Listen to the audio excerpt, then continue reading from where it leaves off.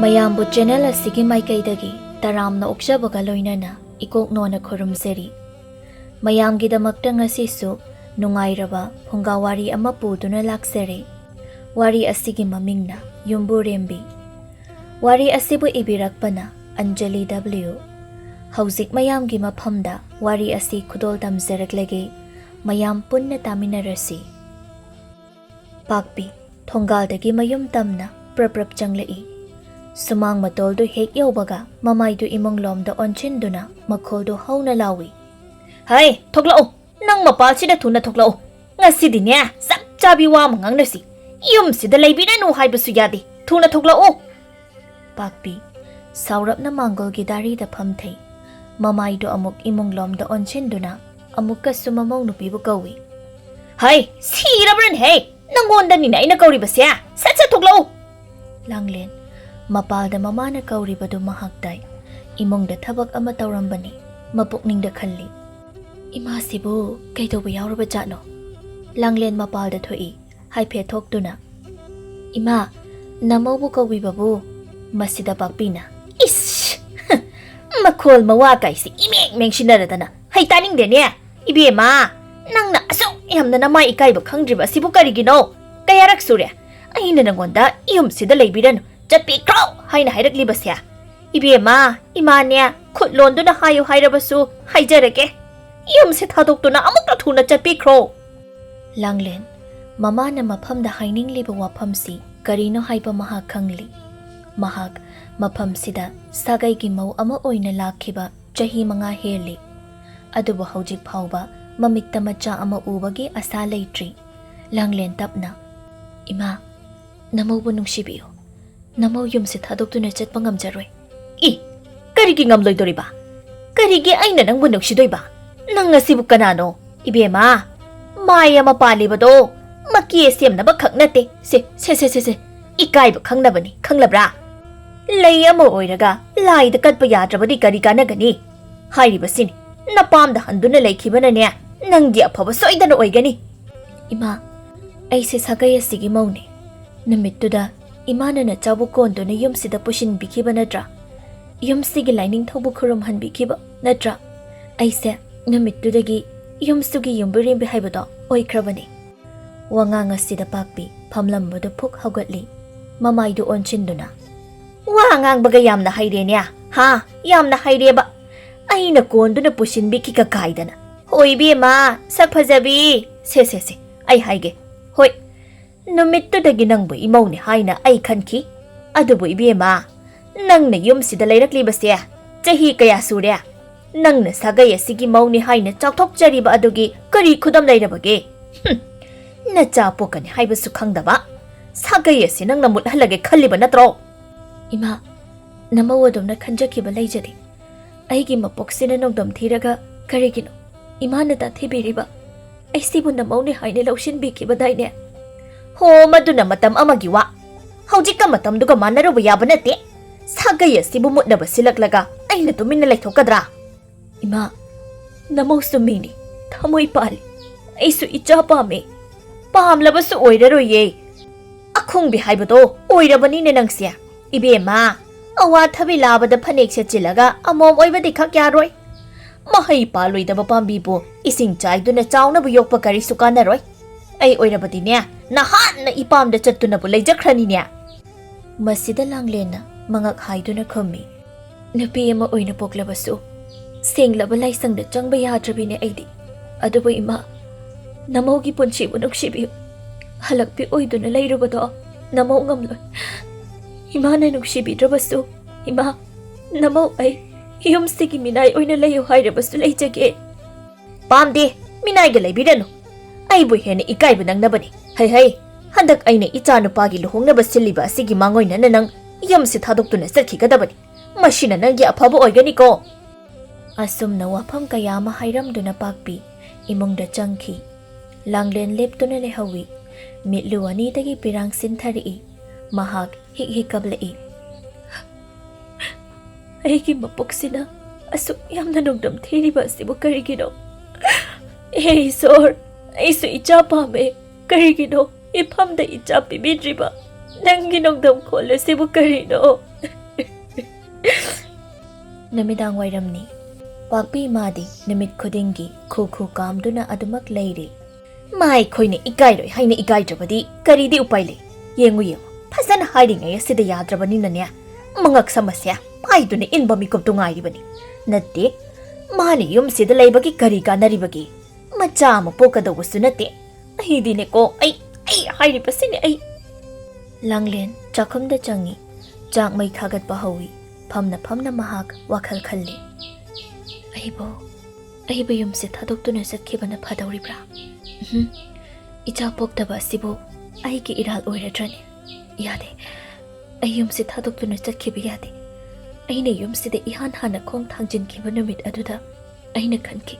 Aiki punchigi poloido. Yum se da oigane haiduna. Inem na ibu phanayam na nungsibi da batarabasu. Ahi asumak laiki gani. Ahi laiki gani. Tanja sida Pakpigi machanupa thoibadu makhutta khaw ma yaladuna imungda changlakli imung hek changbaga magi nupibu kawi Langlen ai halakle he Langlen khummi ai chakhum somda leye thoiba chakhum da changi magi nupibu yengi khawdu makhada thamduna hai se nangna chana bhaiduna haira khara kaithel de gilerakpani kari gi lebirakle no leiraktrabasu yabasibu nang pizaning duna dawbani imadi Wahai sigi hek nakalda Pakpi chakumda prap changlaktuna. Kanana chana ba nang di haira layrakli ba? Ima, namong nupi chana ba haiduna. Kanagi imong nupi. Ay gidi imong nupi layte. Ima na haibiri ba dubu karino? Pakpi mamitto na mamong nupi da phalap yengi aduga makhada layriba khawdo makut na tapay katli. Karigi akong biya sida haira ga pizadui ba? Ibungo, haira kain haiba sidi sese. Thalip labagan angang mas thamau phana ba pizagadaba nangi nupi sida pijar ga kari kana doino khongba da hunjek pa na phai ima kari wangang no ima na ngangli ba mayam adubo ima bu nupi na tabro ima nangi saraisa yam na kan maliko ho aikoi di ichapo ibungo nangi nupi sidi kadai inkhola sida mahai panda bu u hauraga wai chiningai ni nakhuttu da singjanga ma pairaga yanthat ko maru phangna phutta thu Nade, imana haibiri basibu langlen cha to cry bro. Masida Pakpi na haipet nokladuna. Hat pangam gane hairabadi hatluni maduna pharibani. Mahak sikrabadi ichagi nauna luhonga dawriba asida. Ayet papibi na bakana su leiraroi. Kanagi luhongba. Ima, haujiki to kanagi luhongba haibano. Nangi ni kaino imana niya chaw na luhongbi ga dawribani. Aidi kari maram gi amuk luhongga dawriba. Ho na japok na ba.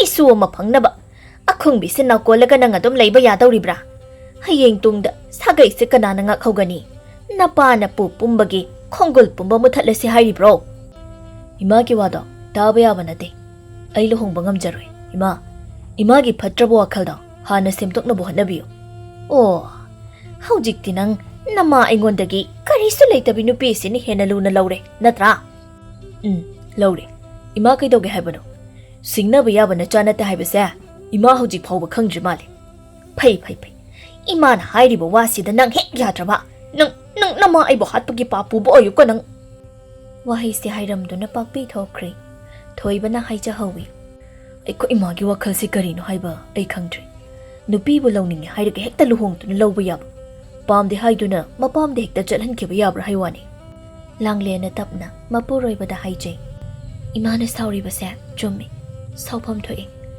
aidi ichamata yawbasu ngamde sagai asi kanana nga khawgani aikhoina leiriba makhaidi phai aikhoina sikrabadi sagai se aduma mutpata hauradra masidi laibaki wani laibaki nongdamni laibak da taishin badi ai pamsidi aikhoigi laibak sidi aikhoina semsagadabani akhongbi aibuna kolaga icha phangba yadawribra lai khudingbak leisatam gane haibadi langani adude hayo Nangna pamli ba si karino aini yumsi thadoktu na sakhiba dobra karigi nangna yumsi thadoktu na sakhigani mayek di aina chatpham thokpani adubo aina ikai khangdabi ama oiduna yumsi da lengdana asum leshin bani tamcha imana haibo wafam sida nang yabiyo ba Langlen madogi wafam da nang aingonda amuk hana haigano imagi ningjabase nang amuk tang thonghaluba ai ngamloi Madugi mahuta aisa siyo hayo harau harau da ichi zakige ꯑꯩ ꯂꯨꯍꯣꯡꯕꯗꯤ ꯉꯝꯂꯣꯏ꯫ ꯂꯥꯡꯂꯦꯟ ꯀꯔꯝꯕ ꯅꯨꯄꯤ ꯑꯣꯏꯕꯤꯅꯕꯨ ꯃꯄꯨꯔꯣꯏꯕꯅ ꯂꯝꯂꯥꯟꯕꯤ ꯀꯅꯥ ꯑꯃꯒ ꯂꯨꯍꯣꯡꯕ ꯄꯥꯝꯒꯅꯤ? ꯑꯗꯨꯕꯨ ꯃꯍꯥꯛ ꯊꯃꯣꯏꯒꯤ ꯃꯩꯆꯥꯛ ꯄꯨꯝꯕ ꯈꯥꯡꯂꯒꯦ ꯈꯜꯂꯤ꯫ ꯃꯅꯦꯝꯒꯤ ꯑꯄꯥꯝꯕꯗꯨ ꯃꯅꯤꯡ ꯊꯨꯡꯍꯜꯂꯒꯅꯤ ꯃꯥꯒꯤ ꯇꯥꯝꯆꯥꯗ ꯃꯍꯥꯛ ꯌꯥꯝꯅ ꯀꯟꯅ ꯍꯥꯏꯖꯔꯤ꯫ ꯇꯥꯝꯆꯥ, ꯑꯗꯨꯝꯅ ꯍꯥꯏꯕꯤꯒꯅꯨ꯫ ꯅꯪ ꯑꯩꯕꯨ ꯅꯨꯡꯁꯤ ꯍꯥꯏꯕꯗꯥꯏꯅꯦ? ꯑꯩꯅ ꯍꯥꯏꯕ ꯋꯥ ꯈꯨꯗꯤꯡꯃꯛ ꯅꯪ ꯏꯟꯒꯅꯤ ꯍꯥꯏꯕꯗꯥꯏꯅꯦ? ꯑꯗꯨꯒ ꯀꯔꯤꯒꯤ ꯏꯜꯂꯣꯏꯒꯦ ꯈꯜꯂꯤꯕ? ꯇꯥꯝꯆꯥ, ꯁꯦ ꯑꯃꯨꯛꯇ ꯌꯥꯕꯤꯌꯨ꯫ ꯃꯆꯥ ꯑꯣꯏꯕ ꯑꯩꯈꯣꯏꯅ ꯃꯃꯥ ꯃꯄꯥꯒꯤ ꯃꯅꯤꯡ ꯊꯨꯡꯍꯟꯒꯗꯕ ꯅꯠꯇ꯭ꯔꯣ? ꯂꯥꯡꯂꯦꯟ, ꯅꯪꯕꯨ ꯉꯥꯎꯔꯕ꯭ꯔꯣ? ꯅꯠꯇꯦ, ꯑꯩꯅ ꯂꯝꯂꯥꯟꯕꯤ ꯀꯅꯥ ꯑꯃꯒꯤ ꯉꯛꯁꯝꯗ ꯀꯨꯟꯗꯣ ꯄꯔꯦꯡ ꯍꯨꯛꯄꯗꯣ ꯅꯪ ꯅꯃꯤꯠꯇꯨꯅ ꯌꯦꯡꯕ ꯉꯝꯒꯗ꯭ꯔꯥ? ꯂꯥꯡꯂꯦꯟ ꯀꯞꯇꯤ ꯀꯞꯅꯤꯡ, ꯀꯞꯅꯤꯡꯗꯕꯗꯤ ꯁꯥ ꯄꯤꯔꯥꯡ ꯄꯨꯝꯕ ꯊꯃꯣꯏꯅꯨꯡꯗ ꯐꯥꯖꯤꯟ ꯍꯥꯏꯐꯦꯠꯇꯤ ꯅꯣꯛꯁꯤꯟꯅ ꯈꯨꯝꯖꯩ꯫ ꯑꯗꯨꯒꯤꯕꯨ ꯑꯩ ꯀꯩꯁꯨ ꯈꯜꯂꯣꯏꯗ꯫ ꯃꯗꯨꯒꯤ ꯃꯤꯀꯨꯞꯇꯨꯅ ꯑꯩꯒꯤ ꯄꯨꯟꯁꯤꯗꯗꯤ ꯈ꯭ꯋꯥꯏꯗꯒꯤ ꯅꯨꯡꯉꯥꯏꯕ ꯃꯤꯀꯨꯞ ꯍꯥꯏꯕꯗꯣ ꯑꯣꯏꯗꯧꯔꯤꯕꯅꯤ꯫ ꯇꯥꯝꯆꯥ, ꯁꯤ ꯍꯣꯏ ꯍꯥꯏꯌꯣꯕ꯫ ꯏꯃꯥꯒꯤ ꯅꯤꯡꯕꯁꯦ ꯑꯃꯨꯛꯇ ꯊꯨꯡꯍꯟꯕꯤꯌꯣꯕ꯫ ꯂꯥꯡꯂꯦꯟ, ꯑꯩ ꯌꯥꯕ ꯉꯝꯂꯣꯏ꯫ ꯑꯩꯒꯤꯗꯤ ꯅꯪ ꯂꯩꯔꯤ꯫ ꯑꯩꯗꯤ ꯍꯥꯏꯁꯤꯅꯤ, ꯑꯩꯅ ꯍꯥꯏꯖꯕ ꯋꯥꯐꯝꯁꯤꯗ ꯅꯪꯅ ꯌꯥꯕꯤꯗ꯭ꯔꯕ? ꯑꯩꯗꯤꯅꯦ ꯌꯨꯝꯁꯦ ꯊꯥꯗꯣꯛꯇꯨꯅ ꯆꯠꯈꯤꯒꯗꯕꯅꯤ꯫ ꯋꯥꯐꯝꯁꯤꯗ ꯊꯣꯏꯕ ꯍꯥꯏꯐꯝ ꯇꯧꯐꯝ ꯈꯪꯗ꯭ꯔꯦ꯫ ꯂꯥꯡꯂꯦꯟ, ꯑꯩꯅ ꯍꯧꯖꯤꯛ ꯇꯧꯒꯗꯧꯔꯤꯕ ꯑꯁꯤꯕꯨ ꯀꯔꯤꯅꯣ?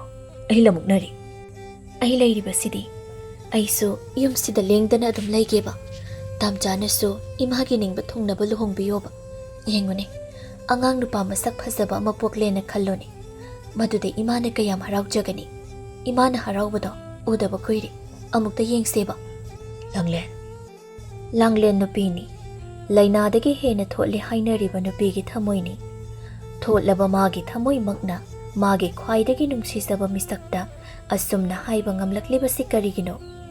ꯃꯍꯥꯛ ꯊꯃꯣꯏꯗ ꯋꯥꯗꯕ ꯅꯠꯇꯦ, ꯑꯗꯨꯕꯨ ꯃꯍꯥꯛ ꯑꯁꯤ ꯃꯆꯥ ꯄꯣꯛꯄ ꯉꯝꯗꯕ ꯅꯨꯄꯤ ꯑꯃꯅꯤ ꯍꯥꯏꯕ ꯈꯪꯖꯩ꯫ ꯅꯨꯡꯁꯤ ꯍꯥꯏꯗꯨꯅ ꯃꯄꯨꯔꯣꯏꯕꯕꯨ ꯑꯗꯨꯝ ꯐꯥꯖꯤꯟꯗꯨꯅ ꯊꯝꯕꯅ ꯁꯥꯒꯩꯗꯨ ꯀꯟꯕ ꯉꯝꯒꯗꯕ ꯅꯠꯇꯦ꯫ ꯑꯗꯨꯅ ꯃꯍꯥꯛ ꯍꯟꯗꯛꯀꯤ ꯃꯇꯥꯡ ꯑꯁꯤꯗ ꯄꯨꯛꯆꯦꯜ ꯆꯥꯎꯊꯣꯛꯄ ꯇꯥꯏ꯫ ꯊꯃꯣꯏꯅꯨꯡꯗ ꯋꯥꯖꯔꯕꯁꯨ ꯃꯥꯏꯊꯣꯡꯗ ꯃꯃꯣꯟ ꯃꯤꯅꯣꯛ ꯅꯣꯛꯁꯤꯟꯅꯕ ꯇꯥꯏ꯫ ꯃꯁꯤ ꯅꯠꯇꯅ ꯃꯥꯒꯤ ꯇꯥꯝꯆꯥꯒꯤ ꯋꯥꯈꯜ ꯍꯣꯡꯍꯟꯅꯕ ꯂꯝꯕꯤ ꯑꯃ ꯂꯩꯔꯣꯏ꯫ ꯃꯊꯪꯒꯤ ꯅꯨꯃꯤꯠꯅꯤ꯫ ꯄꯥꯛꯄꯤ ꯑꯗꯨꯃꯛ ꯏꯁꯧ ꯂꯥꯡꯂꯤ꯫ ꯂꯥꯡꯂꯦꯟꯅ ꯃꯄꯨꯔꯣꯏꯕꯗ ꯍꯥꯏꯖꯩ꯫ ꯇꯥꯝꯆꯥ, ꯁꯤ ꯍꯣꯏ ꯍꯥꯏꯔꯣꯕ꯫ ꯏꯃꯥꯅ ꯁꯨꯃꯥꯏꯅ ꯁꯨꯝ ꯏꯁꯧ ꯂꯥꯡꯗꯨꯅ ꯂꯩꯕꯁꯦ ꯅꯪꯕꯨ ꯇꯥꯅꯤꯡꯕ꯭ꯔꯣ?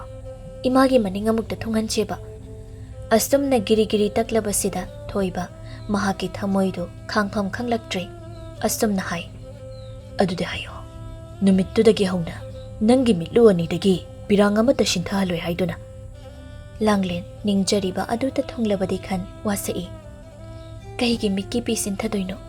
ꯍꯦꯟꯅ ꯅꯨꯡꯉꯥꯏꯔꯗꯣꯏꯅꯤ꯫ ꯊꯕꯛ ꯏꯪꯈꯥꯡ ꯇꯧꯕꯒꯤꯗꯤ ꯀꯔꯤꯁꯨ ꯈꯜꯂꯨꯅꯨ, ꯑꯩꯅ ꯂꯣꯏꯅ ꯇꯧꯒꯦ꯫ ꯂꯨꯍꯣꯡꯕ ꯑꯁꯤꯗ ꯌꯥꯕꯤꯌꯨ꯫ ꯊꯣꯏꯕ ꯃꯤꯠꯂꯨ ꯑꯅꯤꯗ ꯄꯤꯔꯥꯡ ꯍꯧꯔꯛꯏ꯫ ꯑꯣ, ꯅꯪꯒꯤ ꯊꯃꯣꯏꯁꯦ ꯑꯁꯨꯝꯅ ꯀꯜꯂꯕꯣꯏ? ꯂꯥꯡꯂꯦꯟ, ꯑꯩ ꯌꯥꯔꯤ꯫ ꯅꯪꯅ ꯍꯥꯏꯕ ꯋꯥꯐꯝꯗꯨꯗ ꯑꯩ ꯌꯥꯔꯒꯦ꯫ ꯁꯥꯒꯩꯁꯤꯕꯨ ꯀꯟꯕ ꯍꯥꯏꯕꯗꯣ ꯑꯩ ꯌꯥꯔꯒꯦ꯫ ꯂꯥꯡꯂꯦꯟ ꯃꯄꯨꯔꯣꯏꯕꯒꯤ ꯍꯟꯗꯛꯀꯤ ꯋꯥꯐꯝ ꯑꯁꯤ ꯇꯥꯕꯗ ꯃꯍꯥꯛꯀꯤ ꯊꯃꯣꯏꯗꯨ ꯍꯔꯥꯎꯖꯩ꯫ ꯇꯥꯝꯆꯥ, ꯑꯁꯦꯡꯕ꯭ꯔꯣ ꯍꯥꯏꯁꯤꯕꯣ? ꯇꯥꯟꯖꯥꯁꯤꯗ ꯄꯥꯛꯄꯤ ꯐꯠ ꯆꯪꯉꯛꯏ ꯑꯗꯨꯒ ꯍꯥꯏ꯫ ꯕꯦꯝꯃꯥ, ꯅꯪꯅ ꯌꯨꯝꯁꯤꯗ ꯁꯔꯨ ꯅꯩꯁꯤꯟꯗꯨꯅ ꯂꯩꯔꯕꯅꯤꯅ ꯏꯆꯥ ꯅꯨꯄꯥꯅ ꯑꯇꯣꯞꯄ ꯅꯨꯄꯤ ꯑꯃꯒ ꯂꯨꯍꯣꯡꯕ ꯍꯥꯏꯕꯁꯤꯗ ꯌꯥꯕ ꯀꯧꯕ ꯂꯩꯔꯔꯣꯏ꯫ ꯀꯩꯗꯧꯒꯦ ꯅꯪꯕꯨ ꯅꯄꯥꯝꯗ ꯀꯣꯛ ꯆꯠꯈ꯭ꯔꯣꯕ? ꯅꯊꯟꯇ ꯆꯠꯄ ꯇꯜꯂꯦ ꯍꯥꯏꯔꯒꯅꯅꯦ ꯏꯃꯥ ꯊꯤꯟꯕꯤꯒꯦ꯫ ꯏꯃꯥ, ꯏꯆꯥꯕꯨ ꯑꯃꯨꯛꯇ ꯂꯨꯍꯣꯡꯒꯦ꯫ ꯁꯥꯒꯩꯁꯤꯕꯨ ꯀꯟꯕ ꯉꯝꯕ꯭ꯔꯥ ꯌꯦꯡꯒꯦ꯫ ꯏꯕꯦꯝꯃ, ꯅꯪ ꯀꯔꯤꯁꯨ ꯅꯨꯡꯉꯥꯏꯇꯕ ꯊꯣꯏꯗꯣꯛꯅ ꯈꯜꯂꯨꯅꯨꯗ꯫ ꯅꯪꯒꯤ ꯅꯔꯥꯏꯕꯛꯇ ꯑꯁꯨꯝꯅ ꯇꯝꯂꯝꯗꯨꯅ ꯇꯧꯔꯤꯕꯅꯤ ꯍꯥꯏꯅ ꯈꯟꯗꯣꯛꯎ꯫ ꯍꯧꯖꯤꯛꯀꯤ ꯑꯣꯏꯅꯗꯤ ꯅꯪ ꯆꯠꯈ꯭ꯔꯣ꯫ ꯍꯌꯦꯡ ꯇꯨꯡꯗ ꯏꯃꯥꯈꯣꯏꯅꯦ ꯋꯥ ꯇꯥꯟꯅꯔꯕ ꯃꯇꯨꯡꯗ ꯅꯪꯕꯨ ꯂꯧ ꯂꯥꯛꯂꯕꯁꯨ ꯑꯃꯨꯛ ꯂꯥꯛꯀꯦ꯫ ꯏꯃꯥ, ꯅꯆꯥꯕꯨ ꯌꯨꯝꯁꯤꯗ ꯑꯗꯨꯃꯛ ꯂꯩꯍꯟꯕꯤꯌꯨ꯫ ꯄꯥꯛꯄꯤ ꯐ꯭ꯔꯪ ꯁꯥꯎꯒꯠꯂꯤ꯫ ꯐꯖꯅ ꯊꯦꯝꯅꯧꯗꯨꯅ ꯍꯥꯏꯗꯨꯅ ꯑꯃꯨꯛ ꯌꯦꯡꯂꯤ꯫ ꯃꯁꯤꯗꯁꯨ ꯌꯥꯗ꯭ꯔꯕꯅꯤꯅ ꯅꯪ ꯉꯛꯁꯝꯗꯨ ꯄꯥꯏꯗꯨꯅ ꯏꯟꯕ ꯇꯥꯔꯦꯗꯅ꯫ ꯄꯥꯛꯄꯤ ꯑꯩꯁꯦ ꯀꯅꯥꯅꯣ ꯍꯥꯏꯕ ꯈꯪꯗ꯭ꯔ ꯃꯥꯜꯂꯦ꯫ ꯃꯁꯤ ꯑꯁꯤ ꯍꯥꯏꯗꯨꯅ ꯃꯈꯨꯠꯇꯨ ꯂꯥꯝꯃꯤ꯫ ꯃꯃꯧ ꯅꯨꯄꯤꯒꯤ ꯃꯉꯛꯁꯝ ꯑꯗꯨꯗ ꯄꯥꯏ꯫ ꯆꯠꯂꯣ, ꯊꯨꯅ ꯆꯠꯂꯣ꯫ ꯌꯨꯝꯁꯤꯗ ꯅꯪ ꯂꯩꯕ ꯌꯥꯔꯣꯏ꯫ ꯍꯧꯖꯤꯛꯃꯛ ꯃꯐꯝꯁꯤ ꯊꯥꯗꯣꯛꯇꯨꯅ ꯆꯠꯈꯤꯒꯗꯕꯅꯤ꯫ ꯊꯣꯏꯕ ꯃꯆꯤꯜꯗꯨꯗ ꯑꯁꯨꯝꯅ ꯍꯥꯏꯗꯣꯛꯈ꯭ꯔꯤ꯫ ꯏꯃꯥ, ꯅꯆꯥ ꯂꯨꯍꯣꯡꯕꯗꯨ ꯌꯥꯖꯔꯤ꯫ ꯃꯁꯤꯗ ꯄꯥꯛꯄꯤ ꯃꯃꯥꯏ ꯁꯠ ꯂꯩꯁꯤꯜꯂꯛꯇꯨꯅ, ꯀꯔꯤ? ꯏꯆꯥꯕꯨ ꯂꯨꯍꯣꯡꯕ ꯌꯥꯔꯦ ꯍꯥꯏꯕ?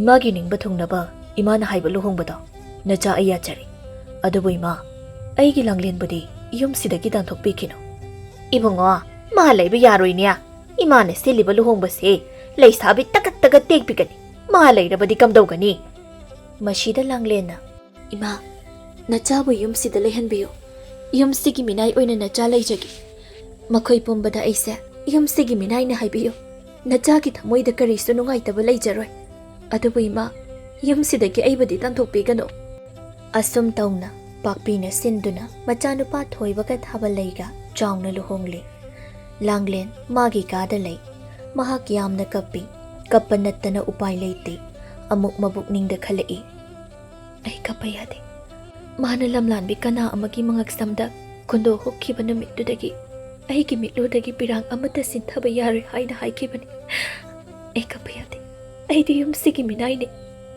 ꯄꯥꯛꯄꯤꯅ ꯍꯩ ꯆꯥꯏꯔꯤ ꯈꯣꯠꯂꯤ ꯃꯌꯥꯝꯁꯦ ꯂꯣꯏꯁꯤꯟꯕ ꯌꯥꯗꯕ꯭ꯔꯣ ꯍꯩꯃꯤꯅꯥꯏ ꯀꯗꯥꯏꯗ ꯑꯃꯨꯛ ꯆꯠꯈ꯭ꯔꯦ ꯈꯨꯗꯣꯝꯕꯤꯁꯤꯅ ꯍꯦꯛ ꯊꯤꯟꯗꯨꯅ ꯇꯥꯛꯅꯗ꯭ꯔꯤꯕ ꯃꯈꯩ ꯌꯥꯗꯕ ꯑꯁꯤꯕꯨ ꯀꯔꯤꯅꯣ ꯂꯥꯡꯂꯦꯟ ꯊꯣꯛꯂꯛꯏ ꯄꯥꯛꯄꯤꯅ ꯆꯥꯏꯔꯤ ꯈꯣꯠꯂꯤ ꯃꯌꯥꯝꯁꯦ ꯅꯃꯤꯠꯇ ꯎꯗꯕ꯭ꯔꯣ ꯅꯪꯕꯣ ꯏꯃꯥ ꯌꯥꯅꯤ ꯑꯩ ꯇꯧꯖꯒꯦ ꯇꯥꯟꯖꯥꯁꯤꯗ ꯊꯣꯏꯕꯒ ꯊꯥꯕꯜꯂꯩꯒ ꯍꯦꯛ ꯊꯣꯛꯂꯛꯏ ꯊꯥꯕꯜꯂꯩꯅ ꯃꯃꯥꯗ ꯍꯪꯉꯤ ꯏꯃꯥ ꯅꯨꯄꯤꯁꯤꯕꯨ ꯀꯅꯥꯅꯣ ꯏꯕꯦꯝꯃ ꯌꯨꯝꯁꯤꯒꯤ ꯃꯤꯅꯥꯏꯅꯤꯗ ꯏꯃꯧꯅꯅꯦ ꯊꯕꯛ ꯑꯃꯠꯇ ꯇꯧꯕ ꯌꯥꯗꯦ ꯅꯪꯒꯤ ꯅꯐꯤ ꯅꯔꯣꯜ ꯁꯨꯒꯗꯕ ꯂꯩꯔꯕꯁꯨ ꯃꯉꯣꯟꯗ ꯍꯥꯏꯌꯨ ꯃꯥꯕꯨ ꯂꯣꯏꯅ ꯇꯧꯍꯜꯂꯨꯀꯣ ꯃꯁꯤꯗ ꯊꯥꯕꯜꯂꯩꯅ ꯅꯣꯛꯂꯗꯨꯅ ꯍꯣꯏ ꯏꯃꯥ ꯑꯗꯨꯗꯤ ꯏꯃꯥ ꯍꯧꯖꯤꯛꯇꯒꯤ ꯍꯦꯛꯇ ꯁꯤꯖꯤꯟꯅꯕ ꯍꯧꯕ ꯌꯥꯔꯗ꯭ꯔꯥ ꯌꯥꯔꯅꯤ ꯌꯥꯔꯅꯤ ꯅꯪꯅ ꯇꯧꯒꯗꯕ ꯊꯕꯛ ꯄꯨꯝꯅꯃꯛ ꯃꯉꯣꯟꯗ ꯂꯣꯏꯅ ꯇꯧꯍꯜꯂꯨ ꯊꯥꯕꯜꯂꯩꯅ ꯂꯥꯡꯂꯦꯟꯕꯨ ꯌꯦꯡꯗꯨꯅ ꯍꯥꯏ ꯍꯦ ꯃꯤꯅꯥꯏ ꯂꯥꯎ ꯑꯩꯒꯤ ꯊꯕꯛ ꯑꯃꯠꯇ ꯅꯪ ꯇꯧꯔꯣ ꯂꯥꯎ ꯊꯣꯏꯕ ꯃꯃꯤꯠꯇꯨꯅ ꯐꯜꯂꯞ ꯂꯥꯡꯂꯦꯟꯗ ꯌꯦꯡꯉꯤ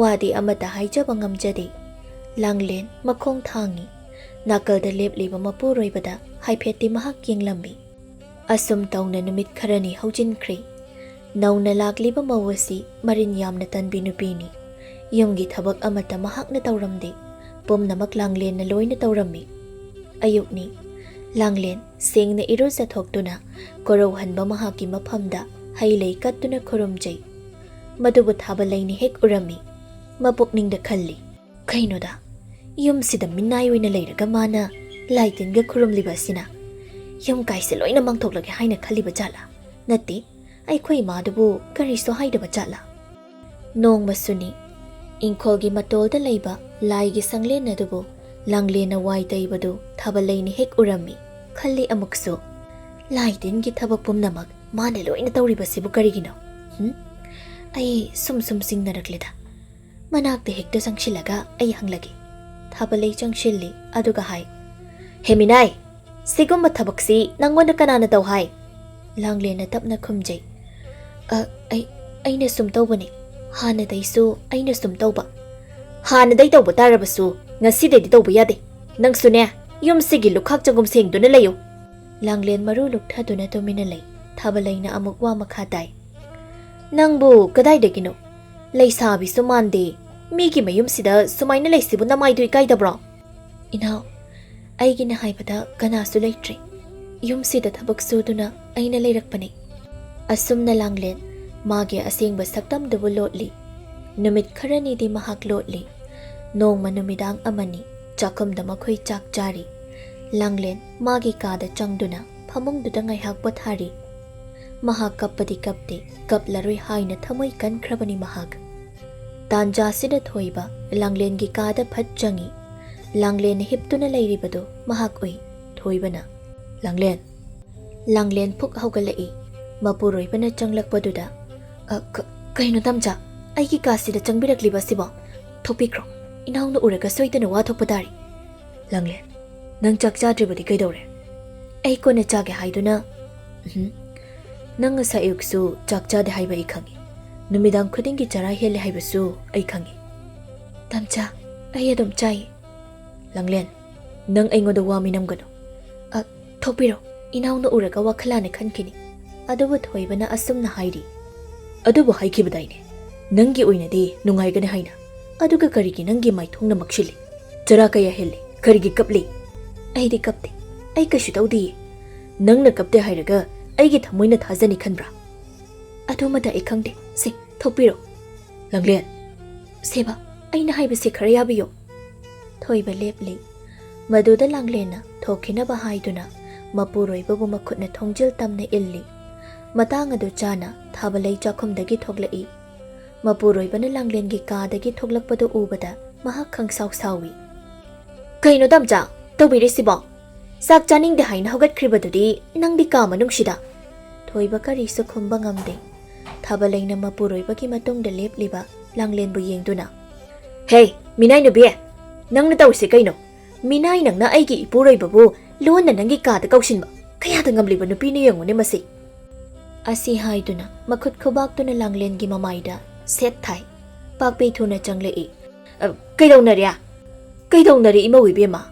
Kaidonarabagenya. Ima, sigi minay nupi sina tamcha se magi kada kaushiliba. Makhoi ani thokminara ini. Kari haiba. Hai, nangna tawriba si kaino.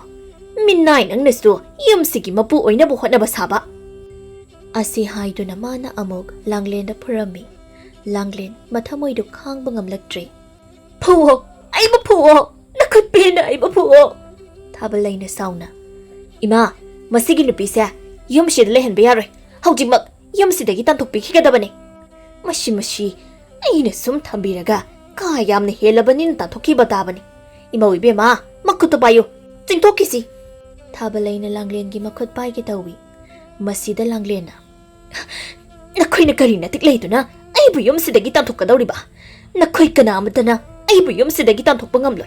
Adubo haiba wahay siga iroy na na. Mamito na nakal da liba thoy ba da yengi. Aduga makhatari. Damcha, ay yum sidagi chat kro haibra. Mikup si pau langlen magi milu dagi pirang irik amata sinthadri. Thoy ba wa amata ngangda mahak lepli. Thabalay na. Kaino ima, mana ay sibo kaino. Mana damcha kaino kauri ba sibo. Nati ima, napi sibo kanano. Langlen na kumi. Nanggidamak ay yum sige minay oido na lerakbani. Kari sulay tabanang na ay pa yum sidagi tantok na buhot na raklabanina. Nga sidagi ay yum sige Yumburembi haibada amuk oirabani. Kaino ima, kaino haiba mana haisi. Pakpina. Kanagi Yumburembi. Hay, ikay da biya. Minay nang bu, nang yum sidalay biyaroy. Imawi biya ma, magkutapayo, jingsi. Mana lamhen ba yabra. Asi haido na makut na mapaydo na jingi. Tumina layramba thoiba, magi thamoy do khang bangam laktre. Langlen gi makudang nama duda tapay, aduga hairi. Mahag aigi langlen ni, aigi thaway ni. Nakoy kanama dana, mabu yum sidagi tantoki bayaroy. Magi damag aile. Thabalay na. Masya, minay nupi ni. Ima, nupi sinatamcha asya, pugsum kre. Imagi bunga, nang bungaw bro, nang na haido karino. Thoiba na. Ima na pamjama na maubu, imagi nakta lengda na thambiyo. Magi khoiji khada yauribi imatu masibu chawna bu yokpiyo. Aduga isu ima, aigi thamoy na pamjaba langlen bo, aigi inakta lengda na thamjage. Madu yaroy ye, madu khag yaroy. Nang ngawre, nang tasing na ngawre. Masipum na mag ima na uhin ba na dro? Adubo ima, nacha aidi, aigi langlen ga kaina ba ngamloy. Asum tawna, imong sida mayri amakan na chakalagli. Thoiba na langlen gidamak lepli. Pakpi na mamong nupi thabalay bo, chatkiba yaroy haina phado na khamdo na thamli. Thabalay yam na sawri, pum na magloy na sawba haibado oiri. Adubo langlen, madi mabuk ning taptay. Mana hana tawba, minay amagi sazatta, mahak adumak layri. Ayuk nganta na hogatli, laydok ngan na thay, sumang thelong sit na no sit chengi. Yumgi kopnom sing, chakthong phoksu mana loy na tawi. Wai kauba amata haijadi, pum na makijana thak na baloy na silli. Naung na lakliba nupi to na di, tabak ama phawba han na yengbidi. Manim na mabo, yumgi Yumburembi ni haido na, tubum nama tekta na thamli. Mahak na haijay. Yengi ba, mana kayang koy ni yum si dalay ga haibado. Yum sige Yumburembi di, imaw thabalay ni. Namit karani amaso haujin kre, yachang lakpa matam ni. Langlen mahausagom lai kurumi, imonggi su kurumli, mapalgi su kurumli. Tanja sida, laikay gi mama kunjo du hek changlai. Mawadu na phasana lai kurum du na lai riba adubo, mamit pe na yengjay. Lai hek changda changgada mamalida, unthok na phajakri. Langlen makok haigalai, yengthok lubada, nupa ma lep du na lai ramliba du uri, kaujay. Mama lakpiri ro, changbiro o. Ibema, yani. Mama, changbiro o, ꯐꯤꯗꯥ ꯊꯥꯖꯒꯦ ꯃꯥꯃ Kunjo ꯆꯪꯉꯤ ꯃꯣꯔꯥ ꯑꯃꯗ ꯃꯍꯥꯛ ꯁꯨꯃꯥꯡꯗꯨꯗ ꯐꯝꯃꯤ ꯍꯥꯏ ꯅꯃꯥꯕꯨ ꯂꯩꯕ꯭ꯔꯥ ꯂꯩꯔꯕꯗꯤ ꯑꯃꯨꯛꯇ ꯀꯧꯊꯣꯛꯄꯤꯔꯛꯎ ꯂꯩꯌꯦ ꯃꯥꯃ ꯀꯧꯊꯣꯛꯆꯔꯒꯦ ꯉꯥꯏꯍꯥꯛꯇꯪ ꯐꯝꯕꯤꯔꯝꯃꯣ ꯑꯁꯤ ꯍꯥꯏꯗꯨꯅ ꯏꯃꯨꯡꯗ ꯆꯪꯈꯤ ꯃꯥꯃ ꯀꯨꯟꯖꯣꯅ ꯃꯄꯨꯛꯅꯤꯡꯗ ꯈꯜꯍꯧꯏ ꯑꯁꯨꯛ ꯏꯪ ꯇꯞꯄ ꯑꯁꯨꯛ ꯌꯥꯝꯅ ꯆꯪꯈꯣꯟꯕ ꯃꯧ ꯃꯍꯥꯀꯨꯝꯕꯤ ꯑꯃꯅꯒ ꯑꯩꯒꯤ ꯏꯃꯧ ꯑꯣꯏꯔꯕꯗꯤ ꯀꯌꯥꯗ ꯅꯨꯡꯉꯥꯏꯈ꯭ꯔꯒꯗꯕꯅꯣ ꯑꯗꯨꯕꯨ ꯃꯍꯥꯛꯁꯦ ꯃꯔꯥꯏꯕꯛꯇꯤ ꯊꯤꯖꯔꯦꯀꯣ ꯏꯁꯣꯔ ꯃꯍꯥꯛꯅ ꯃꯃꯤꯠꯇ ꯃꯆꯥ ꯑꯃꯗ ꯍꯦꯛ ꯎꯍꯟꯕꯤꯗ꯭ꯔꯤ ꯍꯦ ꯏꯁꯣꯔ ꯅꯪ ꯌꯥꯝꯅ ꯐꯠꯃꯟꯗꯦꯍꯦ ꯑꯗꯨꯕꯨ ꯃꯍꯥꯛꯇꯤ ꯌꯨꯝꯕꯨꯔꯦꯝꯕꯤ ꯑꯃ ꯑꯣꯏꯕꯒꯤ ꯃꯇꯤꯛ ꯃꯒꯨꯜ ꯆꯞ ꯆꯥꯅ ꯌꯥꯎꯏ ꯃꯆꯥ ꯄꯣꯛꯇ꯭ꯔꯕꯗꯤ ꯌꯨꯝꯕꯨꯔꯦꯝꯕꯤ ꯑꯣꯏꯕ ꯌꯥꯔꯣꯏ ꯍꯥꯏꯕ ꯂꯩꯇꯦ ꯏꯃꯨꯡꯗꯒꯤ ꯄꯥꯛꯄꯤ ꯊꯣꯛꯂꯛꯏ ꯗꯥꯗꯥ ꯂꯥꯛꯄꯤꯔꯤꯌꯥ ꯑꯧ ꯏꯕꯦꯝꯃ ꯑꯩ ꯑꯁꯨꯝ ꯂꯦꯡꯊꯣꯔꯛꯄꯅꯤ ꯄꯥꯛꯄꯤ ꯗꯥꯔꯤꯗꯨꯗ ꯐꯝꯊꯩ ꯑꯗꯨꯒ ꯍꯪꯉꯤ ꯗꯥꯗꯥ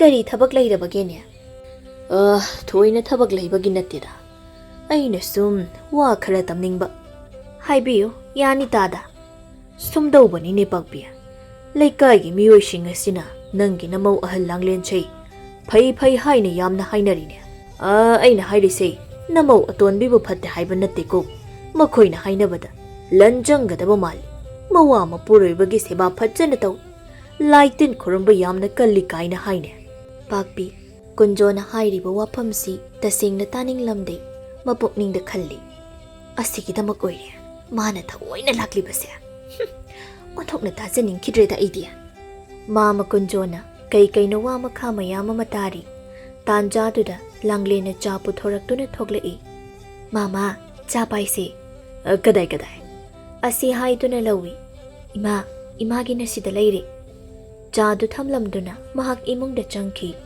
ꯃꯥꯃ ꯀꯨꯟꯖꯣꯅ ꯆꯥꯗꯨ ꯑꯃꯨꯔꯛ ꯆꯤꯡꯉꯤ ꯑꯗꯨꯒ ꯍꯥꯏ ꯌꯨꯝꯕꯨꯔꯦꯝꯕꯤ ꯍꯥꯏꯕꯁꯦ ꯏꯆꯥ ꯄꯣꯛꯄ ꯉꯥꯛꯇꯅ ꯑꯣꯏꯒꯅꯤ ꯍꯥꯏꯕꯗꯤ ꯌꯥꯝꯅ ꯂꯥꯟꯒꯅꯤ ꯑꯁꯣꯝ ꯑꯋꯥꯡꯒꯤ ꯇꯣꯝꯕꯤꯔꯩꯗꯣ ꯈꯪꯂꯝꯒꯅꯤ ꯅꯪꯁꯨ ꯃꯆꯥ ꯌꯥꯝꯅ ꯄꯣꯛꯏ ꯃꯈꯣꯏꯒꯤ ꯌꯨꯝꯕꯥꯗꯨ ꯀꯔꯤ ꯑꯣꯏ ꯂꯩꯀꯥꯏꯅ ꯍꯩꯅꯧꯖꯣꯝ ꯌꯨꯝꯕꯥꯜꯅꯤ ꯍꯥꯏꯅꯔꯤꯕꯅꯤ ꯏꯕꯦꯝꯃ ꯄꯥꯛꯄꯤ ꯅꯆꯤꯟꯊꯤ ꯍꯥꯏꯅꯤ ꯅꯪꯒꯤ ꯅꯃꯧ ꯑꯍꯜꯁꯤꯃꯨꯛ ꯐꯕꯗꯤ ꯈꯨꯜ ꯂꯩꯀꯥꯏ ꯑꯁꯤꯗ ꯑꯅꯤ ꯁꯨꯅ ꯂꯩꯇꯦꯀꯣ ꯐꯩ ꯌꯥꯝꯅ ꯐꯩ ꯍꯣ ꯗꯥꯗꯥ ꯃꯝꯁꯨ ꯃꯝꯁꯤꯜꯂꯛꯂꯦ ꯇꯧꯔꯤꯁꯦ ꯍꯣꯏꯗ ꯑꯩꯁꯨ ꯈꯪꯉꯤ ꯑꯩꯅ ꯁꯨꯝ ꯋꯥꯁꯦ ꯍꯥꯏꯅꯤꯡꯕ ꯕꯦꯃꯥ ꯅꯥꯀꯦꯟ ꯊꯥꯗ ꯃꯌꯣꯜ ꯆꯣꯡꯂꯛꯄ ꯌꯥꯔꯣꯏ ꯍꯥꯏꯕ ꯈꯛ ꯂꯩꯇꯦ ꯏꯉꯥ ꯊꯥꯗ ꯅꯠꯇ꯭ꯔꯕꯁꯨ ꯐꯥꯏꯔꯦꯟ ꯊꯥꯗ ꯅꯣꯡ ꯇꯥꯕ ꯌꯥꯎꯕꯅꯤ ꯁꯤꯁꯦ ꯊꯣꯛꯂꯤꯕ ꯐꯖꯈ꯭ꯔꯕ ꯊꯥꯁꯦ ꯊꯃꯣꯏ ꯀꯥꯏꯕ ꯃꯤꯁꯛ ꯑꯃꯒꯤ ꯃꯐꯝꯗꯗꯤ ꯌꯦꯛꯅꯕ ꯑꯣꯏꯕ ꯌꯥꯎꯏ ꯑꯩꯅ ꯍꯥꯏꯅꯤꯡꯕꯗꯤ ꯁꯤꯅꯤꯗ ꯑꯩꯈꯣꯏꯒꯤ ꯄꯨꯛꯅꯤꯡꯅꯕꯨ ꯐꯅ ꯈꯜꯂꯕꯗꯤ ꯂꯣꯏꯅ ꯐꯕꯅꯤ ꯐꯠꯇꯅꯕꯨ ꯈꯜꯂꯕ ꯐꯠꯇꯕ ꯉꯥꯛꯇꯅꯤ ꯎꯒꯗꯧꯔꯤꯕ ꯑꯗꯨꯉꯩ ꯈꯨꯃꯟ ꯂꯩꯕꯥꯛꯇ ꯅꯤꯡꯊꯧ ꯄꯥꯜꯂꯤꯉꯩ ꯐꯈ꯭ꯔꯕ ꯆꯤꯡꯂꯦꯟ ꯈꯣꯝꯕꯕꯨ ꯃꯅꯥꯎ ꯏꯕꯨꯡꯉꯣ ꯅꯣꯡꯗ꯭ꯔꯦꯟ ꯈꯣꯝꯕꯒꯤ ꯈꯨꯖꯤꯟ ꯊꯧꯔꯥꯡꯗꯒꯤ ꯃꯌꯥꯝꯕ ꯑꯍꯜ ꯄꯨꯟꯁꯤꯕꯅ ꯐꯠꯇꯅ ꯎꯈ꯭ꯔꯤꯕ ꯑꯗꯨꯅꯤ ꯃꯥꯒꯤ ꯂꯩꯕꯥꯛꯇꯒꯤ ꯇꯥꯟꯊꯣꯛꯈ꯭ꯔꯤꯕ ꯑꯗꯨꯅꯤ ꯑꯗꯨꯕꯨ ꯏꯕꯦꯝꯃ ꯃꯤꯒꯤ ꯊꯃꯣꯏꯒꯤ ꯑꯁꯦꯡꯕ ꯃꯌꯦꯛꯇꯤ ꯀꯩꯗꯧꯅꯨꯡꯗ ꯃꯥꯡꯗꯕꯅꯤ ꯃꯅꯥꯎ ꯌꯥꯏꯃꯒꯤ ꯑꯁꯦꯡꯕ ꯄꯨꯛꯆꯦꯜꯗꯨ ꯈꯪꯂꯛꯄꯗ ꯃꯊꯃꯣꯏꯗ ꯅꯤꯡꯉꯝꯗꯕ ꯀꯌꯥ ꯑꯃ ꯐꯥꯎꯖꯈ꯭ꯔꯤꯕ ꯑꯗꯨꯅꯤ ꯑꯗꯨꯅ ꯅꯈꯣꯏ ꯋꯥꯈꯜ ꯇꯥꯎ ꯆꯨꯝꯅ ꯌꯦꯡꯕꯗ ꯅꯨꯡꯁꯤꯕ ꯍꯥꯏꯕꯁꯤꯅ ꯑꯩꯈꯣꯏ ꯄꯨꯝꯕꯕꯨ ꯑꯃꯠꯇ ꯑꯣꯏꯅ ꯄꯨꯟꯁꯤꯟꯕ ꯉꯝꯕꯅꯤꯀꯣ ꯃꯁꯤ ꯈꯛ ꯀꯥꯎꯒꯅꯨ ꯐꯔꯦ ꯑꯩꯁꯨ ꯑꯃꯨꯛ ꯆꯠꯈ꯭ꯔꯒꯦ ꯑꯁꯨꯝꯅ ꯍꯥꯏꯔꯝꯗꯨꯅ ꯃꯥꯃ ꯀꯨꯟꯖꯣ ꯊꯣꯡꯒꯥꯜꯂꯣꯝꯗ ꯊꯣꯛꯈ꯭ꯔꯦ ꯄꯥꯛꯄꯤ ꯃꯃꯥꯏ ꯐꯦꯠ ꯂꯩꯊꯣꯛꯏ ꯀꯅꯥꯒꯤ ꯄꯥꯔꯤ ꯄꯨꯔꯤ ꯐꯥꯛꯇꯣꯛꯇꯨꯅ ꯅꯤꯡꯊꯧꯔꯣꯜꯒꯤ ꯋꯥꯔꯤ ꯇꯧꯔꯝꯂꯤ ꯀꯅꯥꯒꯤ ꯐꯅ ꯈꯟꯕ ꯀꯅꯥꯒꯤ ꯃꯤꯠꯌꯦꯡ ꯆꯨꯝꯅ ꯌꯦꯡꯕ ꯈꯪꯒꯅꯤ ꯏꯁꯨ ꯑꯁꯤꯗ ꯄꯣꯛꯈꯤꯁꯅꯨ ꯃꯥꯒꯨꯝꯕꯤ ꯑꯃꯕꯨ ꯑꯩꯅ ꯅꯨꯡꯁꯤꯕ ꯑꯣꯏꯊꯣꯛꯂꯔꯣꯏꯗꯕꯅꯤ ꯏꯈꯪ ꯈꯪꯍꯧꯗꯅ ꯄꯥꯛꯄꯤ ꯃꯁꯥ ꯌꯥꯝꯅ ꯀꯟꯅ ꯅꯥꯗꯨꯅ ꯂꯩꯔꯝꯃꯤ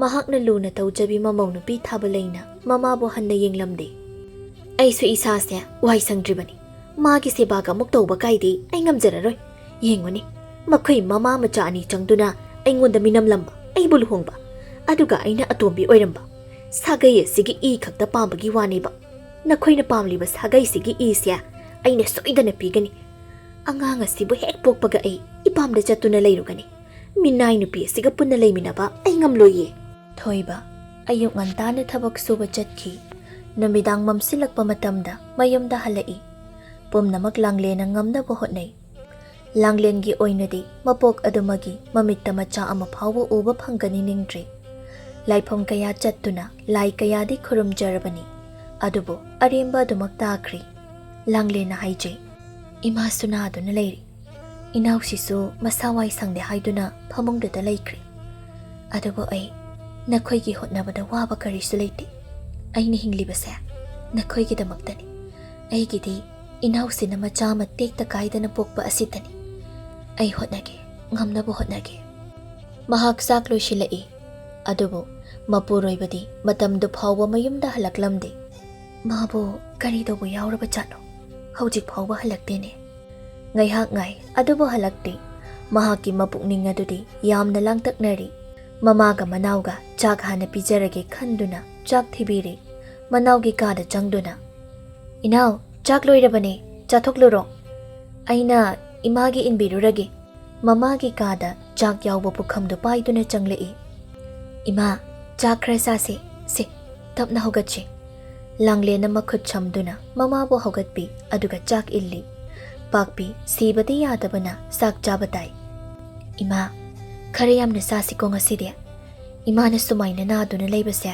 ꯅꯃꯧ ꯅꯨꯡꯉꯥꯏꯇꯦ ꯍꯥꯟꯅꯗꯧꯅ ꯀꯟꯅ ꯂꯩꯅꯕ ꯆꯥꯛ ꯌꯥꯝꯅ ꯆꯥꯁꯤ ꯏꯃꯥꯅ ꯌꯥꯝꯅ ꯄꯥꯝꯕ ꯏꯟꯁꯥꯡꯗꯨꯅꯤ ꯁꯤ ꯑꯩ ꯏꯜꯂꯛꯀꯦ ꯄꯥꯛꯄꯤ ꯃꯌꯥꯗꯨ ꯀꯥꯊꯣꯛꯏ ꯃꯍꯥꯛ ꯃꯃꯧ ꯅꯨꯄꯤꯒꯤ ꯁꯛꯇꯝꯗꯨꯕꯨꯗꯤ ꯃꯨꯟꯅ ꯌꯦꯡꯂꯤ ꯋꯥꯍꯩ ꯑꯃꯠꯇ ꯍꯥꯏꯕꯗꯤ ꯉꯝꯗꯦ ꯃꯍꯥꯛꯀꯤ ꯊꯃꯣꯏꯗ ꯀꯨꯝꯒꯤ ꯅꯣꯡ ꯄꯨꯕ ꯑꯃꯨꯕ ꯂꯩꯆꯤꯜ ꯀꯌꯥꯅ ꯄꯥꯏꯗꯨꯅ ꯂꯥꯛꯄꯗꯤ ꯍꯧꯔꯔꯤ ꯂꯥꯡꯂꯦꯟꯅ ꯍꯥꯏ ꯏꯃꯥ ꯇꯥꯝꯆꯥꯗꯣ ꯍꯧꯖꯤꯛ ꯐꯥꯎꯕ ꯍꯜꯂꯛꯇꯦ ꯀꯩꯗꯧꯕ ꯌꯥꯎꯔꯕꯅꯣ ꯈꯪꯗꯦ ꯅꯍꯥꯟꯈꯩꯗꯤ ꯉꯟꯅ ꯍꯜꯂꯛꯄꯅꯤ ꯄꯥꯛꯄꯤ ꯃꯃꯧ ꯅꯨꯄꯤꯗ ꯃꯊ꯭ꯋꯥꯏ ꯋꯥꯖꯕ ꯃꯇꯧꯗꯨꯕꯨ ꯍꯜꯂꯛꯀꯦ ꯄꯥꯛꯄꯤ ꯃꯃꯧ ꯅꯨꯄꯤꯅ ꯃꯊ꯭ꯋꯥꯏ ꯋꯥꯖꯕ ꯃꯇꯧꯗꯨꯕꯨ ꯃꯍꯥꯛ ꯎꯏ ꯄꯥꯛꯄꯤ ꯊꯃꯣꯏꯒꯤ ꯑꯃꯪꯕ ꯅꯣꯡꯗꯣ ꯍꯧꯖꯤꯛꯇꯤ ꯀꯨꯝꯒꯤ ꯅꯣꯡꯖꯨ ꯑꯣꯏꯅ ꯆꯨꯊꯔꯛꯂꯤ ꯃꯍꯥꯛ ꯃꯤꯠꯂꯨ ꯑꯅꯤꯗꯒꯤ ꯄꯤꯔꯥꯡ ꯁꯤꯟꯊꯔꯛꯏ ꯃꯗꯨꯕꯨ ꯂꯥꯡꯂꯦꯟꯅ ꯍꯦꯛ ꯎꯔꯨꯔꯦ ꯃꯗꯨꯗ ꯑꯦ ꯏꯃꯥ ꯀꯩꯗꯧꯔꯕꯒꯦ ꯀꯞꯂꯤꯕꯗꯤ ꯍꯛꯆꯥꯡ ꯅꯨꯡꯉꯥꯏꯇꯕ ꯍꯦꯟꯖꯤꯟꯕ꯭ꯔꯥ ꯑꯩꯅꯗꯤ ꯆꯥꯛ ꯈꯔ ꯌꯥꯝꯅ ꯆꯥꯅꯕ ꯍꯥꯏꯅ ꯇꯧꯔꯒ ꯏꯃꯥ ꯍꯤꯞꯀꯦꯔꯥ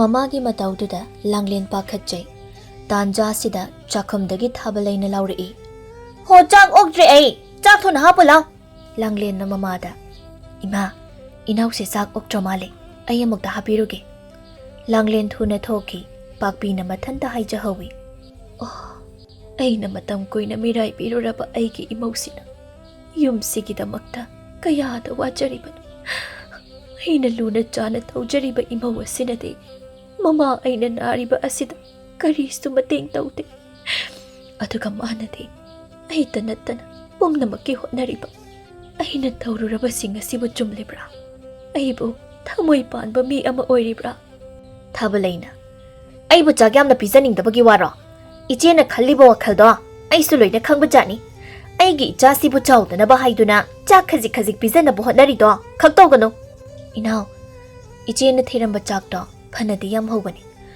ꯍꯣꯏꯁꯦ ꯍꯣꯏꯁꯦ ꯅꯪ ꯑꯣꯛꯇ꯭ꯔꯕꯗꯤ ꯏꯆꯦꯒꯤ ꯆꯥꯛ ꯄꯨꯈꯝꯁꯦ ꯁꯤꯗ ꯊꯝꯒꯦ ꯅꯪꯅ ꯑꯣꯛꯇ꯭ꯔꯤꯈꯩ ꯂꯧꯔꯒ ꯆꯥꯎ ꯏꯆꯦꯗꯤ ꯆꯥꯗ꯭ꯔꯕꯁꯨ ꯌꯥꯏ ꯌꯥꯔꯦ ꯈꯪꯖꯔꯦ ꯅꯪ ꯑꯗꯨꯝ ꯂꯧꯔꯒ ꯆꯥꯔꯣꯀꯣ ꯏꯃꯥꯗꯣ ꯃꯁꯥꯃꯨꯛ ꯉꯝꯂꯛꯇ꯭ꯔꯕ ꯃꯥꯜꯂꯤ ꯑꯩ ꯑꯃꯨꯛꯇ ꯌꯦꯡꯂꯨꯒꯦ ꯑꯃꯨꯛ ꯍꯧꯒꯠꯇꯨꯅ ꯊꯨꯅ ꯃꯃꯥꯒꯤ ꯅꯥꯛꯇ ꯆꯪꯂꯛꯏ ꯏꯃꯥ ꯁꯤ ꯐꯃꯨꯡꯗ ꯑꯣꯏꯅ ꯍꯤꯞꯊꯁꯤ ꯇꯞꯅ ꯇꯧꯁꯤ ꯄꯥꯛꯄꯤ ꯇꯞꯅ ꯍꯤꯞꯊꯩ ꯃꯥꯒꯤ ꯊꯃꯣꯏꯅꯨꯡꯗ ꯃꯤꯅꯨꯡꯁꯤ ꯍꯥꯏꯕꯗꯣ ꯀꯔꯤꯅꯣ ꯐꯥꯎꯔꯛꯂꯤ ꯇꯥꯟꯖꯥꯁꯤꯗ ꯃꯄꯥꯜꯗꯒꯤ ꯅꯨꯄꯥ ꯑꯃꯅ ꯀꯧꯔꯛꯏ ꯇꯩꯃꯥ ꯍꯣꯏ ꯇꯩꯃꯥ ꯃꯄꯥꯜꯗ ꯑꯃꯨꯛꯇ ꯊꯣꯛꯄꯤꯔꯛꯑꯣ ꯂꯥꯡꯂꯦꯟ ꯃꯄꯥꯜꯗ ꯊꯨꯅ ꯑꯃꯨꯛ ꯊꯣꯛꯏ ꯃꯄꯨꯔꯣꯏꯕꯒ ꯅꯨꯄꯥ ꯑꯃꯒ ꯂꯩꯔꯝꯂꯤꯕꯗꯣ ꯃꯍꯥꯛ ꯎꯏ ꯅꯨꯄꯥꯗꯨꯅ ꯑꯃꯨꯛ ꯍꯥꯏ ꯇꯩꯃꯥ ꯇꯥꯊꯣꯏꯕꯁꯦ ꯊꯕꯛ ꯁꯨꯐꯝꯗ ꯋꯥꯟꯊꯔꯛꯂꯤꯅꯤ ꯃꯌꯨꯝꯗ ꯑꯣꯏꯅ ꯊꯤꯜꯂꯣ ꯍꯥꯏꯕꯗꯨꯗ ꯍꯧꯖꯤꯛ ꯑꯗꯨꯝ ꯊꯤꯜꯂꯛꯂꯕ ꯂꯥꯡꯂꯦꯟ ꯃꯊꯃꯣꯏꯗꯨ ꯄꯥꯈꯠꯆꯩ ꯍꯥ ꯃꯥꯕꯣ ꯑꯗꯨꯗꯤ ꯗꯩꯃꯥ ꯑꯩ ꯑꯃꯨꯛ ꯆꯠꯂꯒꯦ ꯇꯥꯊꯣꯏꯕ ꯑꯩ ꯆꯠꯂꯦꯀꯣ ꯅꯨꯄꯥꯗꯨ ꯆꯠꯈ꯭ꯔꯦ ꯂꯥꯡꯂꯦꯟꯅ ꯍꯪꯖꯩ ꯇꯥꯝꯆꯥ ꯀꯃꯥꯏ ꯇꯧꯔꯤꯅꯣ ꯊꯣꯏꯕꯅ ꯊꯕꯛ ꯁꯨꯔꯝꯕꯅꯤ 이캉캉 ꯈꯪꯍꯧꯗꯅ ꯀꯣꯛꯁꯤ ꯉꯥꯎꯔꯛꯏ ꯑꯗꯨꯗꯒꯤ ꯑꯗꯨꯝ ꯋꯥꯈꯜ ꯇꯥꯈꯤꯗ꯭ꯔꯦ ꯍꯧꯖꯤꯛꯄꯨꯗꯤ ꯐꯔꯤ ꯁꯤ 이몽ꯗ ꯆꯪꯂꯒ ꯑꯣꯏꯅ ꯐꯖꯅ ꯄꯣꯊꯥꯔꯁꯤ ꯃꯄꯨꯔꯣꯏꯕꯕꯨ 이몽ꯗ ꯄꯨꯁꯤꯜꯂꯤ ꯆꯥꯛ ꯈꯔ ꯍꯥꯟꯅ ꯆꯥꯕꯤꯈꯣ ꯌꯥꯔꯅꯤꯗ ꯑꯩ ꯀꯩꯝꯇ ꯆꯥꯅꯤꯡꯗ꯭ꯔꯦ ꯊꯕꯛ ꯁꯨꯔꯤꯕꯅꯤ ꯍꯥꯏꯗꯨꯅ ꯆꯥꯕ ꯊꯛꯄ ꯃꯇꯝ ꯅꯥꯏꯗ꯭ꯔꯕꯅꯤꯅ ꯅꯁꯥꯗꯣ ꯑꯗꯨꯝꯅ ꯇꯧꯔꯤꯕꯅꯤ ꯈꯔ ꯈꯔ ꯆꯥꯕ ꯃꯇꯝ ꯅꯥꯏꯁꯤ ꯁꯤ ꯑꯩꯅ ꯑꯣꯏꯁꯨ ꯈꯔꯏꯜꯂꯛꯀꯦ ꯑꯁꯤ ꯍꯥꯏꯗꯨꯅ ꯏꯜꯂꯤ ꯏꯃꯥꯁꯨ ꯑꯩꯅ ꯏꯜꯂꯕꯅꯤ ꯌꯥꯝ ꯆꯥꯎ ꯍꯥꯏꯕ ꯌꯥꯗꯦ ꯑꯩꯉꯣꯟꯗ ꯁꯥꯎꯔꯤꯕ ꯃꯥꯜꯂꯤ ꯇꯥꯝꯆꯥ ꯏꯃꯥꯅ ꯑꯩꯕꯨ ꯀꯔꯝ ꯀꯥꯟꯗ ꯅꯨꯡꯁꯤꯕꯤꯔꯛꯀꯅꯤ ꯊꯣꯏꯕ ꯃꯥꯒꯤ ꯅꯨꯄꯤꯒꯤ ꯃꯇꯧꯗꯨꯗ ꯃꯤꯠꯂꯨ ꯑꯅꯤꯗ ꯄꯤꯔꯥꯡ ꯏꯔꯤꯛ ꯁꯤꯟꯊꯔꯛꯏ ꯂꯥꯡꯂꯦꯟ ꯅꯪꯁꯦ ꯑꯩꯅ ꯌꯥꯝꯅ ꯋꯥꯍꯜꯂꯦꯀꯣ Kaino haibiridubo ai kaisu wadi ima phangi aingonda munna munna yenglaga kapi nangso aingonda yenglaga kapi si kaigino senglaba thamoy amada minamlubagi mahidi mitki pina imai pathokna tarabasu kokadaba natte nangse yumsigi yumburembi ne adamna haibigano aidi yumsigi thabak tawnaba leibani adubu radamcha aine sum khanbada inawgi machase nupas oidana oigani khalli nupa ka oirabadi imasi yamna harawgani ko langle aibu kari hayo haibano amuk kaplakli nupa manjade se kharaga sasinbiyo koira roida icha nupa ama phangjagadaba ichagi mama oijage ko aisu tamcha mathangi numitni langle na mapuroibada hai nongmani ni simadi pothabiro thabak suba chatpirano yarnida ai hauji kaisu dawdre kaisu dawde hairage yaradro nongmani ni dangdi pothabiyo ai thabak sugadaba yamna walhori wachasano kona surasu yai adu tamcha makharomgi inena aingonda wa ma hairami ai haige nang saudi saurkanu ko asi haiduna wafam dobo hai makhoigi thabak suphamda mi mawatle hai namit nini humni tangai bo yaw haina hairami ai chaluge ai thabak suba yawruge langlen kaigi nangna thabak sudoino chatbe yaroi kaisu dawroiba nong nini dangni ai chatluge ko asumna mapuroibada haijai langlen thabak suba chatke haina thoklakle mama bo yengduna ima ai thabam ta chatluge ima phajana leiramo asi oina haiduna mahak thokri pakpi na machanupa da hangi ibunga imong nupi na chatkriba asibu kadhaidano thoiba mama gi manakta phamthaduna ima thabak suba chatlini hai ha thabak suba haiba nangbu khamdabro karigi imawbu thabak suba chathalibano ima aina khamba yadri nong nini dangni hai phanglakpa seladuna nga leiduna imabu pijagani hairami pakpi mitki pido khamba ngamlaktre mahakap thorakli ibunga ngasidi ima imawgi maphamda mai thirene imawbo macha poktabine haiduna matam pumnamakta aina otpirure ai ngasidi yamna nigamlaktre asuk phaba imawasibo aina lana lawduna leirure ima pumnamakse mahakti khanglibani karambu nupi oibina mama ma haibado oiningloi adubu ima namong nupise maraibak yamna thirene ima lankre ima ta singna lankre pakpi mahak ta singna wakhal tarakli mamong nupi atonbi bu kausinduna wari sai ima wibema nangna ima khoibu sauribado chummi aina wakhal thelubana sagai asibu mut khidra ki jabana imawgi maphamda minamduna ichaga luhonglure imawgi punchibusu nama aina masak thihalle nang ima bu waruganu koibema thabalai mabukningda phana saurambani handak manimpoki wahai mitlugi piranga dubu ubada mahaki mathamoida ihullama phaurakpagum tawi adubu mahak asumna de hairi ima khoina pamlibasa sagai siki iasidani aigi siyum nungda mitamlibana wasina taibangde hek phaurakpa mikup aduda mahak po aina imagi maphamda soidana sinagani ima aduga namau aidi yumsit hadoktuna chakhigani karigi imawna yumsit hadoktuna chatkani imaw chatba yaroi nang imabu amukta ngakpiyune ima ichese karamba nupino haiba ai haujikti mayek singna khangli ainasu ichena aibu nungsidanaba ta hone adubu ima nongmati ichena ingonda inaw haiba wahai sidagi hende ichi gumbi nupidi atangbani iche ga iga changdamnaba khak yaroi aina maram oiduna ichegi thamoibu machetana kaihanbani ichebo aina thamoi nungda yamna nungsi matam khrasimade ichebo aina wahankre ai chakhiduna ichebo mong nungai halamge imau chatbe yaroye imau chatbe yaroi nongthelni langlen thabak suba loiraduna kaithelda chatli nga ama leiduna mayumda purai madubu chakhumda thamluri mafi mo hongdoktuna mamagi nakta hana changlei ima hakchangdu khara phagatbra pakpi tumina lei langle na makha dai horendi ima nga thong machadoini asi hek chabaga ima ki anabadu pharadabani inchang ahoba amatang ima bu pijagi haina khalakli basya ko idabani adudi ima ayumgi thabak amukta loisiloge ꯑꯁꯤ ꯍꯥꯏꯗꯨꯅ ꯃꯅꯥꯎꯅꯨꯄꯤꯒꯤ ꯀꯥꯗ ꯆꯪꯂꯛꯂꯤ꯫ ꯐꯃꯨꯡꯗ ꯍꯤꯞꯂꯤꯕ ꯃꯅꯥꯎꯅꯨꯄꯤꯕꯨ ꯌꯦꯡꯗꯨꯅ, "ꯏꯅꯥꯎ, ꯅꯪ ꯅꯁꯥ ꯀꯩꯁꯨ ꯇꯧꯗꯦꯀꯣ?" ꯃꯈꯥꯗ ꯍꯥꯏꯐꯦꯠ ꯌꯦꯡꯊꯔꯨꯏ꯫ ꯋꯥꯏ ꯅꯥꯟꯅ ꯇꯩꯗꯨꯅ ꯂꯩꯔꯝꯂꯤꯕꯗꯨ ꯍꯦꯛ ꯎꯏ꯫ ꯃꯗꯨꯗ ꯍꯪꯉꯤ, "ꯋꯥꯏ ꯇꯩꯔꯤꯕ ꯑꯁꯤꯕꯨ ꯅꯪꯅꯔꯣ? ꯀꯔꯤꯒꯤ ꯇꯩꯔꯤꯅꯣ? ꯏꯆꯦꯅ ꯑꯗꯨꯝ ꯇꯧꯗꯧ ꯂꯩꯔꯁꯤꯕꯨ? ꯅꯪꯁꯤꯗꯤꯕꯀꯣ, ꯐꯖꯅ ꯄꯣꯊꯥꯔꯒ ꯁꯨꯝ ꯂꯩꯕ ꯌꯥꯗꯕ꯭ꯔꯣ? ꯅꯁꯥꯗꯣ ꯋꯥꯍꯟꯕ ꯌꯥꯗꯦ ꯍꯥꯏꯔꯒ." ꯊꯥꯕꯂꯩ ꯍꯧꯒꯠꯂꯛꯂꯤ꯫ ꯃꯆꯦꯕꯨ ꯌꯦꯡꯗꯨꯅ, "ꯏꯆꯦ, ꯏꯆꯦꯒꯤ ꯃꯐꯝꯗ ꯅꯅꯥꯎ ꯌꯥꯝꯅ ꯂꯥꯟꯖꯈ꯭ꯔꯦ." ꯑꯁꯤ ꯍꯥꯏꯗꯨꯅ ꯀꯞꯄꯤ ꯂꯥꯡꯂꯦꯟꯅ꯫ "ꯅꯪꯕꯨ ꯀꯩꯗꯧꯔꯕꯒꯦ? ꯁꯤ ꯀꯞꯀꯅꯨ. ꯑꯩꯅ ꯏꯆꯦꯕꯨ ꯋꯥꯍꯜꯂꯦ. ꯏꯆꯦ, ꯑꯩ ꯆꯠꯈ꯭ꯔꯒꯦ." "ꯅꯪꯅ ꯍꯥꯏꯔꯤꯗꯨꯕꯨ ꯀꯔꯤꯅꯣ? ꯌꯨꯝꯁꯤ ꯅꯪꯒꯤꯅꯤꯅꯦ, ꯅꯪꯒꯤ. ꯅꯪꯅ ꯌꯨꯝꯁꯤꯒꯤ ꯌꯨꯝꯕꯨꯔꯦꯝꯕꯤꯅꯤ. ꯅꯪꯅ ꯀꯔꯤꯒꯤ ꯌꯨꯝꯁꯤ ꯊꯥꯗꯣꯛꯇꯨꯅ ꯆꯠꯀꯅꯤ?" "ꯏꯆꯦ, ꯅꯅꯥꯎꯗꯤ ꯇꯁꯦꯡꯅ ꯈꯪꯖꯈꯤꯗꯕꯅꯤ. ꯏꯆꯦ ꯑꯃ ꯂꯩ ꯍꯥꯏ ꯈꯪꯂꯝꯂꯕꯗꯤ ꯂꯨꯍꯣꯡꯕꯗꯣ ꯑꯩꯈꯛ ꯌꯥꯖꯔꯝꯂꯣꯏꯗꯕꯅꯤ. ꯏꯆꯦ, ꯅꯪ ꯑꯩꯕꯨ ꯉꯥꯛꯄꯤꯌꯨꯀꯣ." "ꯀꯔꯤꯒꯤꯅꯣ ꯅꯪꯅ ꯑꯗꯨꯝꯅ ꯍꯥꯏꯔꯤꯕꯕꯣ? ꯏꯆꯦ ꯀꯔꯤꯁꯨ ꯈꯟꯗꯦ. ꯏꯆꯦꯗꯤꯅꯦ ꯍꯦꯟꯅ ꯑꯗꯨꯝ ꯍꯔꯥꯎꯖꯔꯤꯕꯅꯤ. ꯑꯩꯗꯤ ꯃꯄꯣꯛꯁꯤꯃꯒꯤ ꯃꯃꯥ ꯍꯥꯏꯕꯗꯣ ꯑꯣꯏꯕ ꯐꯪꯂꯔꯣꯏ ꯍꯥꯏꯅ ꯊꯋꯥꯏ ꯋꯥꯅ ꯂꯩꯔꯨꯔꯕꯅꯤ. ꯑꯗꯨꯕꯨ ꯍꯧꯖꯤꯛꯇꯤ ꯅꯪꯒꯤ ꯅꯆꯥ ꯑꯃ ꯐꯪꯗꯧꯔꯤꯗꯅ. ꯅꯪꯒꯤ ꯅꯆꯥꯕꯨ ꯑꯩꯅ ꯏꯆꯥ ꯁꯛꯅ ꯌꯣꯛꯀꯗꯣꯏꯅꯤꯅꯦ." "ꯏꯆꯦ," ꯊꯥꯕꯂꯩ ꯀꯞꯆꯩ ꯂꯥꯡꯂꯦꯟꯅ, "ꯅꯪꯅ ꯏꯆꯦꯕꯨ ꯅꯨꯡꯁꯤꯕꯤꯔꯕꯗꯤ ꯌꯨꯝꯁꯤꯗ ꯏꯆꯤꯜ ꯏꯅꯥꯎ ꯄꯨꯟꯅ ꯂꯩꯃꯤꯟꯅꯗꯨꯅ ꯏꯃꯥ ꯑꯃꯗꯤ ꯏꯄꯨꯔꯣꯏꯕꯒꯤ ꯊꯧꯒꯜꯕꯨ ꯃꯇꯣꯂꯣꯝꯅ ꯇꯧꯁꯤꯀꯣ." ꯃꯇꯥꯡ ꯑꯁꯤꯗ ꯊꯣꯏꯕꯅ ꯃꯃꯥꯕꯨ ꯁꯝꯗꯨꯅ ꯄꯨꯁꯤꯜꯂꯛꯏ꯫ ꯄꯥꯛꯄꯤꯅ ꯍꯥꯏ, "ꯏꯃꯧꯗꯤ ꯁꯅꯥꯅꯦ, ꯏꯃꯧꯗꯤ ꯑꯁꯦꯡꯕ ꯃꯃꯥꯅꯤ. ꯏꯃꯧꯒꯨꯝꯕꯤ ꯑꯃꯕꯨ ꯑꯩꯒꯤ ꯏꯃꯧ ꯑꯣꯏꯅ ꯐꯪꯖꯕꯗꯤ ꯑꯩꯒꯤ ꯄꯣꯛꯄꯒꯤ ꯃꯍꯩ ꯌꯥꯜꯂꯤ. ꯅꯪꯃꯨꯛ ꯑꯈꯥꯡ ꯀꯟꯕ, ꯅꯪꯃꯨꯛ ꯄꯨꯛꯆꯦꯜ ꯆꯥꯎꯕꯗꯤ ꯃꯥꯂꯦꯝꯁꯤꯗ ꯑꯅꯤ ꯁꯨꯅ ꯂꯩꯔꯣꯏꯀꯣ.